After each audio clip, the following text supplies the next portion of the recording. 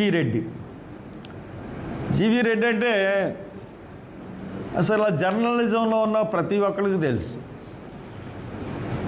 కారణం ఏంటంటే తెలుగుదేశం గురించి విపరీతమైన బ్యాటింగ్ చేసి సెంచరీల మీద సెంచరీలు కొట్టాడు. ప్రతి డిబేట్లోనూ కూడా తెలుగుదేశాన్ని డిఫెండ్ చేస్తూ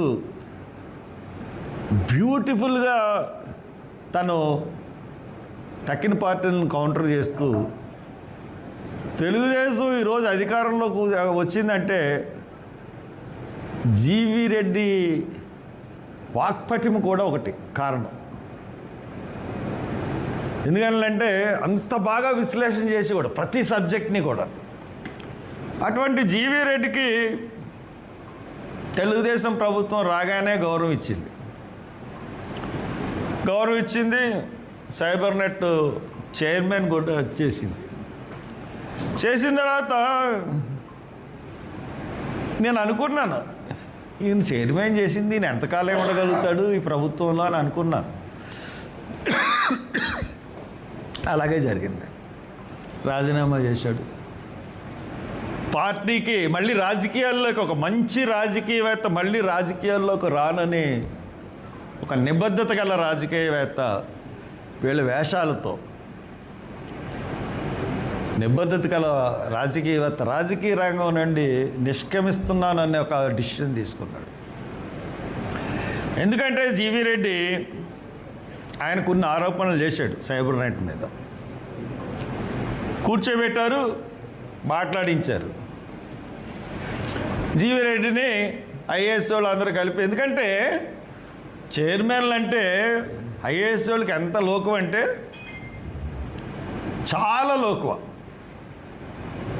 వాళ్ళు పవర్లో ఉన్నవాళ్ళు తప్పితే కార్యకర్తలని ఎమ్మెల్యేకి గౌరవిస్తారు, ఎంపీకి గౌరవిస్తారు తప్పితే కార్యకర్తలను కానీ పార్టీ నాయకులను కానీ అస్సలు గౌరవించరు. లేదంటే సీఎంకి దగ్గరలో ఉన్న ఎవడన్నా ఉంటే మట్టుకు వాళ్ళకి వంగి సలాములు పెడతారు. కానీ తక్కువ వాళ్ళు మట్టుకు అసలు కేరే చేయరు.